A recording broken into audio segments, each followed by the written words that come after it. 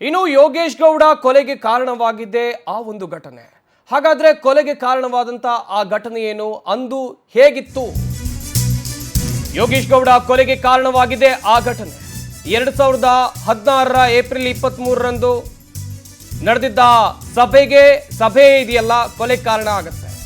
ಜಿಲ್ಲಾ ಪಂಚಾಯಿತಿ ಸಭೆಯಲ್ಲಿ ವಾಗ್ವಾದ ನಡೆಯುತ್ತೆ. ವಿನಯ್ ಕುಲಕರ್ಣಿ ಮತ್ತು ಯೋಗೇಶ್ ಗೌಡ ಮಾತಿನ ಚಕಮಕಿ ಆಗಿರುತ್ತೆ. 2016ರಲ್ಲಿ ಸಚಿವರಾಗಿರ್ತಾರೆ ವಿನಯ್ ಕುಲಕರ್ಣಿ. ಇದೇ ಘಟನೆಯೇ ಯೋಗೇಶ್ ಗೌಡ ಹತ್ಯೆಗೆ ಮೂಲ ಕಾರಣ ಎನ್ನಲಾಗಿತ್ತು. ಕುಲಕರ್ಣಿ ಜೊತೆ ವಾಗ್ವಾದ ಆಗುತ್ತೆ, ವೈಮನಸ್ಸು ಕೂಡ ಉಂಟಾಗುತ್ತೆ. ಇದಾದ ಬಳಿಕ ವಿನಯ್ ಕುಲಕರ್ಣಿ ಮತ್ತು ಮುತ್ತಗಿ ಭೇಟಿಯಾಗ್ತಾರೆ. ಈತನ ವರ್ತನೆ ಮಿತಿ ಮೀರಿದೆ, ಈತನ ಕತೆ ಮುಗಿಸ್ಬೇಕು ಅಂತ ಇಬ್ಬರ ನಡುವೆ ಮಾತುಕತೆ ಆಗುತ್ತೆ. ಮುತ್ತಗಿಯನ್ನ ಕರೆಸ್ಕೊಂಡು ಸಂಚನ್ನ ವಿನಯ್ ಕುಲಕರ್ಣಿ ರೂಪಿಸ್ತಾರೆ. ಧಾರವಾಡದ ಬಾಯ್ಸ್ ಅಂತ ಟೀಮ್ ಕಟ್ಟಿ ಹತ್ಯೆಗೆ ಸಂಚನ್ನ ರೂಪಿಸ್ತಾರೆ. ಯೋಗೇಶ್ ಗೌಡ ಕೊಲೆಗೆ ಏನ್ ಕಾರಣ ಆಯ್ತು ಅಂತ ಹೇಳಿದ್ರೆ, ಅವತ್ತು ಜಿಲ್ಲಾ ಪಂಚಾಯಿತಿ ಸಭೆಯಲ್ಲಿ ನಡೆದಿದ್ದಂತ ಒಂದು ವಾಗ್ವಾದ. ಅದು 2016 ಏಪ್ರಿಲ್ 23ನೇ ತಾರೀಕು ಅಂದು ಜಿಲ್ಲಾ ಪಂಚಾಯಿತಿಯಲ್ಲಿ ಸಭೆ ನಡೀತಾ ಇರುತ್ತೆ. ಈ ಸಭೆಯಲ್ಲಿ ಒಂದು ವಾಗ್ವಾದ ಆಗುತ್ತೆ. ಯಾರ ನಡುವೆ ಅಂತ ಹೇಳಿದ್ರೆ, ಆ ಸಂದರ್ಭದಲ್ಲಿ ಅಂತ ಹೇಳಿದ್ರೆ 2016ರಲ್ಲಿ ಸಚಿವರಾಗಿದ್ದ ವಿನಯ್ ಕುಲಕರ್ಣಿ ಮತ್ತು ಯೋಗೇಶ್ ಗೌಡ ನಡುವೆ ಮಾತಿನ ಚಕಮಕಿ ಜೋರಾಗಿರುತ್ತೆ.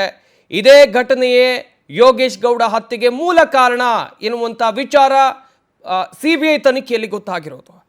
ಕುಲಕರ್ಣಿ ಜೊತೆಯಲ್ಲಿ ವಾಗ್ವಾದ ಮಾಡಿದ್ದಕ್ಕೆ ಇಬ್ಬರ ನಡುವೆ ವೈಮನಸ್ಸು ಉಂಟಾಗುತ್ತೆ. ವಿನಯ್ ಕುಲಕರ್ಣಿ ಮತ್ತು ಯೋಗೇಶ್ ಗೌಡ ನಡುವೆ ವೈಮನಸ್ಸು ಉಂಟಾಗುತ್ತೆ. ಇದಾದ ಬಳಿಕ ವಿನಯ್ ಕುಲಕರ್ಣಿ ಮತ್ತು ಮುತ್ತಗಿ ಭೇಟಿಯಾಗ್ತಾರೆ.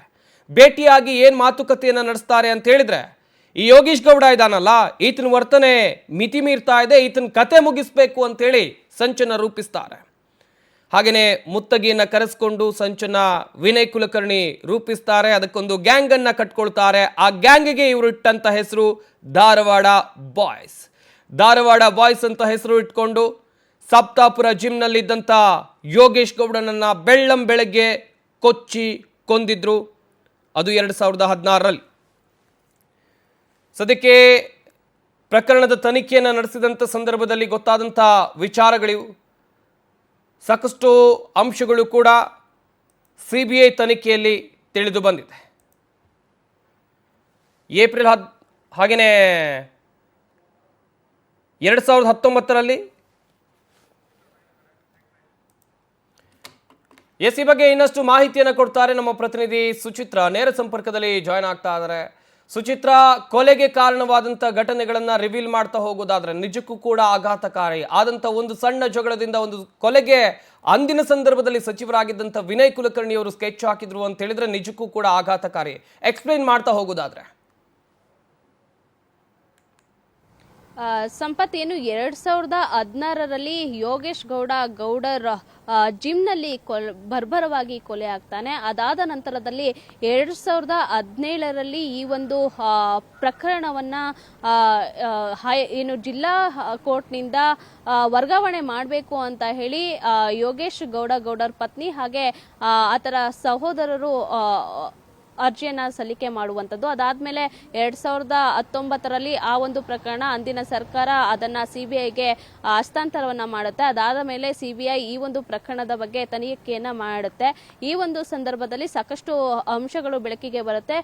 ಏನು ಗುರುನಾಥ್ ಅವರು ಈ ಒಂದು ಪ್ರಕರಣದಲ್ಲಿ ಶಾಸಕ ವಿನಯ್ ಕುಲಕರ್ಣಿಯ ಕೈವಾಡ ಇದೆ ಅಂತ ಹೇಳಿ ಆರೋಪವನ್ನ ಮಾಡ್ತಾರೆ. ಅದಾದ ಮೇಲೆ ಇದಕ್ಕೆ ರಾಜಿ ಸಂಧಾನವನ್ನ ಮಾಡೋದಿಕ್ಕೆ ಅಂದಿನ ಡಿವೈಎಸ್ಪಿ ಚಂದ್ರಶೇಖರ್ ಅವರು ನಮಗೆ ಒಂದಷ್ಟು ಏನು ರಾಜಿ ಸಂಧಾನ ಮಾಡಬೇಕು ಅಂತ ಹೇಳಿ ಬಂದಿದ್ರು ಅಂತ ಕೂಡ ಆರೋಪವನ್ನ ಕೂಡ ಮಾಡುವಂಥದ್ದು.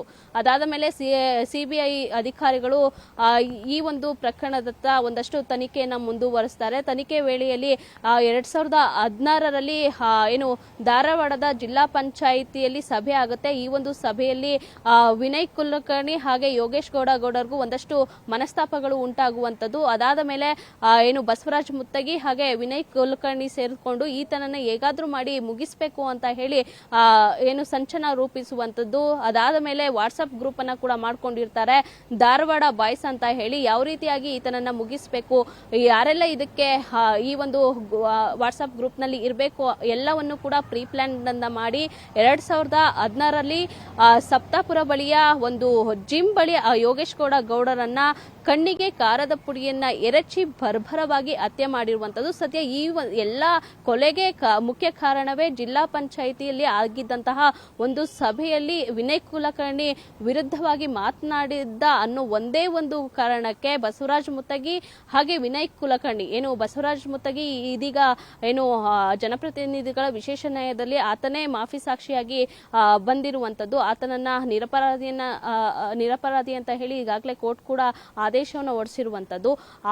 ಆ ಸಂದರ್ಭದಲ್ಲಿ ಬಸವರಾಜ ಮುತ್ತಗಿ ಹಾಗೆ ವಿನಯ್ ಕುಲಕರ್ಣಿ ಇಬ್ಬರೂ ಸೇರಿ ಈ ರೀತಿಯಾಗಿ ಕೊಲೆಗೆ ಪ್ಲಾನ್ ಅನ್ನ ಮಾಡಿದ್ರು ಅನ್ನೋದು ಇದೀಗ ಹೊರಬೀಳ್ತಾ ಇದೆ.